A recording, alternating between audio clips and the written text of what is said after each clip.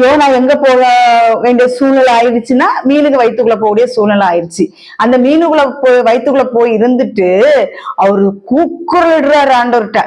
அப்ப அதுக்கு முன்னாடி ஆண்டவர் சொல் வார்த்தைகள் எல்லாம் கேட்டிருக்கலாம், ஆண்டவர் போக சொல்ற இடத்துக்கு போயிருக்கலாம். இன்றைக்கு அநேகரை ஊழியத்துக்காக இருக்கட்டும், இன்னும் நிறைய விஷயங்களுக்காக இருக்கட்டும், கர்த்தர் போகும்பாரு, இந்த இடத்துக்கு போகும்பாரு.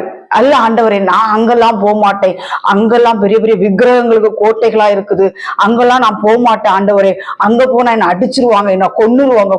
கொன்னுட்டு போறாங்க. ஆண்டவர் போக சொல்லி போய் நமக்கு அங்க சாவு சந்தோஷம், ஆமேன், அந்த மாதிரிதான் ஏத்துக்கணும்.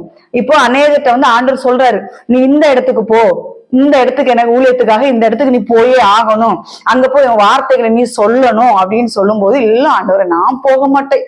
அப்படிதான் யோனாவும் இருந்தாரு. ஆனா கர்த்தர் சொல்லி போகாத யோனாவுடைய நிலைமை என்ன ஆச்சு அப்படின்னா, மீனின் வயிற்றுக்குள்ள போகக்கூடிய ஒரு சூழ்நிலை ஆயிட்டு. அதுக்கு முன்னாடி உள்ள கதைகள் எல்லாம் நமக்கு தெரியும். மீனின் வயிற்றுக்குள்ள போய் இருந்து தேவனை நோக்கி அப்போ விண்ணப்பம் பண்றாரு. கீழ்ப்படுதல் இல்லை. இந்த